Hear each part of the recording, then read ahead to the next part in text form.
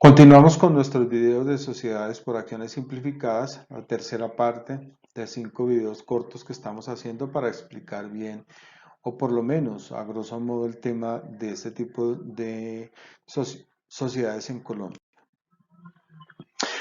Responsabilidad contable. Le corresponde a todos los administradores, al representante legal, a la junta directiva, al liquidador, cuando se encuentren en liquidación. Es decir, la contabilidad de la empresa es responsabilidad únicamente de los administradores, porque si no fuera la responsabilidad de los administradores, entonces las demás personas que pudieran tener una responsabilidad ante la ley de que la empresa tenga una contabilidad, pues no la podrían llevar a cabo porque el representante legal es la máxima autoridad, asimismo como los demás administradores, son los que determinan el manejo de los dineros, el manejo de la información, el manejo de los soportes. Es decir, por eso ellos son los únicos responsables. Un contador público es un asesor que viene a trabajar el tema de la contabilidad dentro de una empresa para lograr mantenerla al día dentro de los parámetros que ordena la ley, pero el responsable de que exista y de que se pueda adelantar y de que se deba adelantar es únicamente de los administradores. Todas las cuentas, toda la parte contable se debe mantener registrada de manera cronológica en los libros de contabilidad de la sociedad. Se deben tener como máximo un atraso hasta de un mes en la contabilidad, es decir, se debe mantener al día. Se debe tener en cuenta que se tienen cumplidos los registros contables y los balances tanto en los libros como en los soportes, porque la contabilidad debe mantener al día con las pruebas documentales de los hechos que han sucedido. Es decir, se tiene que mantener el soporte legal, que en general es un documento físico, pero que también se debería documentar como un soporte electrónico. Hoy estamos entrando en la era de la facturación electrónica, donde estamos aboliendo el papel. Entonces, muchos de los soportes contables ya no son físicos, sino electrónicos, y debemos mantenerlos asegurados, no solamente dentro de una memoria de un computador, sino que es importante que utilicemos unos recursos nuevos que nos ofrece la tecnología, como la nube y otros sitios de hosting y alojamiento que nos permiten mantener seguros toda la información, porque recordemos que la información de la empresa se tiene que mantener durante toda la vida. Miren, para efectos fiscales, es decir, para la DIAN en este caso, para la Secretaría de Hacienda Municipal o Departamental, los soportes tienen un efecto para ellos de 5 años. O sea, la DIAN a uno nunca le va a pedir algo de más de 5 años o difícilmente lo van a hacer. Para efectos civiles, es decir, para responder ante un juez o ante cualquier otro tipo de situación, los documentos y soportes deben garantizarse mínimo de su existencia por 10 años. Para efectos de seguridad social y de pensión de trabajadores se debe garantizar como mínimo la existencia de los soportes durante 50 años. Pero la norma nos dice que independientemente de que para efectos fiscales el documento deba existir durante 5 años, 10 o 50 o los que sean, se debe garantizar o se debe mantener en un sistema que garantice su reproducción en cualquier momento. Es decir, que los documentos de una empresa se deben mantener durante toda la vida. Lo lógico es que en físico, pues durarán máximo 10 años, que es lo que nos dice la norma, y a partir de 10 años se deberá utilizar un mecanismo expedito que permita su reproducción en cualquier momento.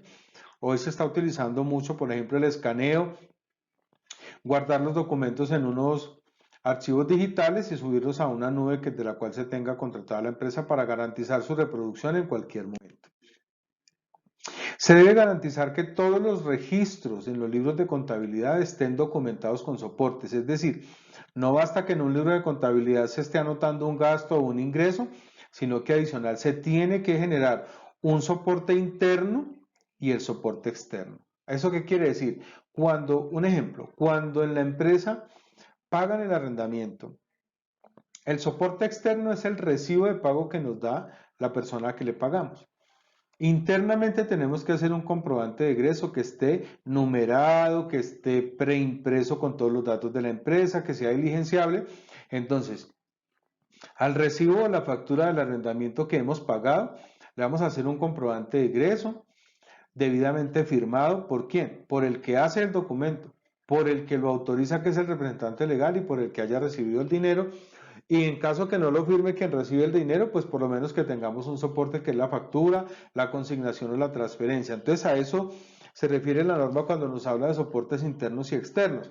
Cuando alguien nos paga un dinero, entonces nosotros ¿qué hacemos? Un comprobante de caja, un recibo de caja, un comprobante de ingreso, que también debe ir numerado, soportado, preimpreso con todos los datos de la empresa. Pero ¿por qué se pide que sea preimpreso, que no sean esas formas que venden en la papelería de la esquina?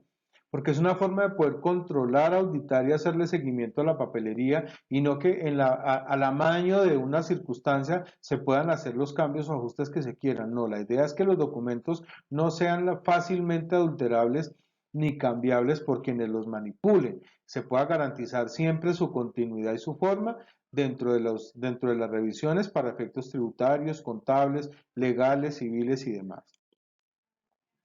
Se debe llevar la contabilidad en la forma establecida por las normas colombianas. Debe estar certificada por un contador público.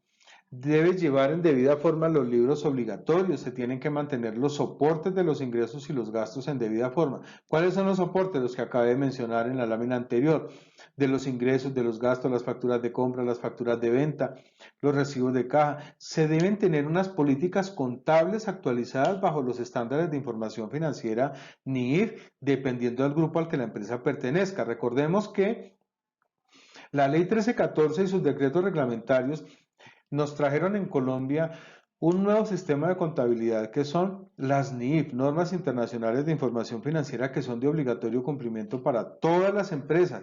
Las normas de información financiera están clasificadas en grupos, la empresa tiene que autoclasificarse, debe elaborar sus políticas contables para poder establecer la manera como se va a manejar la contabilidad, y de acuerdo a eso poderle cumplir a las autoridades, a la DIAN y a la superintendencia y a todo organismo que lo requiera, su contabilidad al día, so pena de obtener de pronto unas sanciones muy severas por no cumplirlo.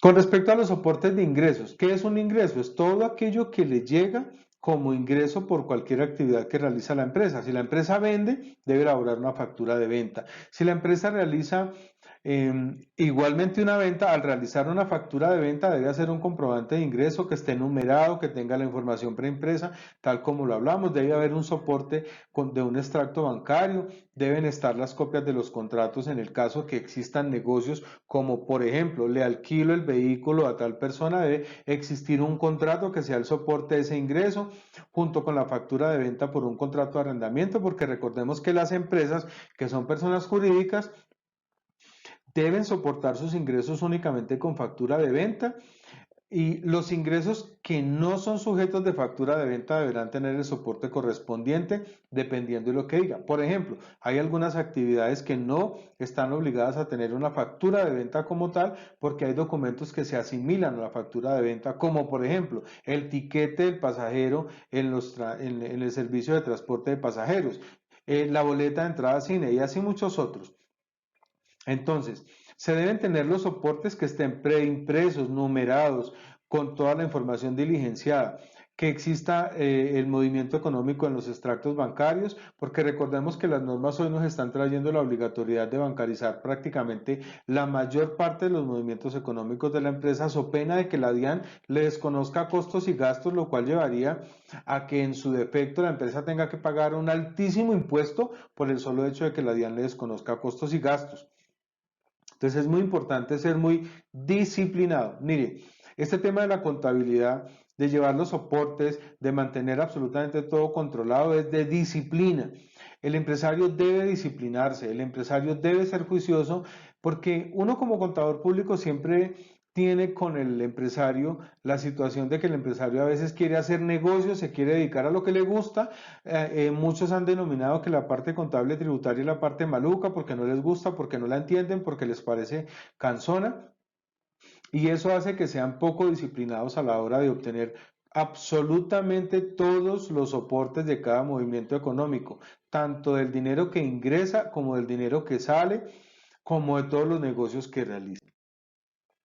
Estamos en este momento entrando en la era de la facturación electrónica. La DIAN ha sido la DIAN ha sido habilitada nuevamente por el Gobierno Nacional para que fije nuevamente un calendario tributario, un calendario de implementación de factura electrónica con obligatoriedad para absolutamente todas las personas que facturen en Colombia. Tendremos la obligatoriedad de facturar de manera electrónica en los términos que está establecido.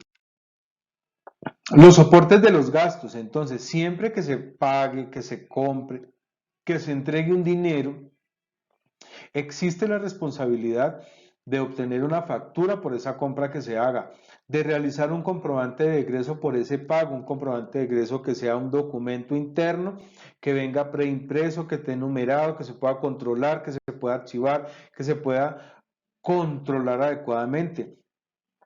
Toda persona jurídica es responsable de practicar retención en la fuente, de retener industria y comercio, de verificar que la seguridad social de la persona que recibe el pago esté al día, de mantener una copia del RUT de todas las personas o empresas a las que le realiza pagos.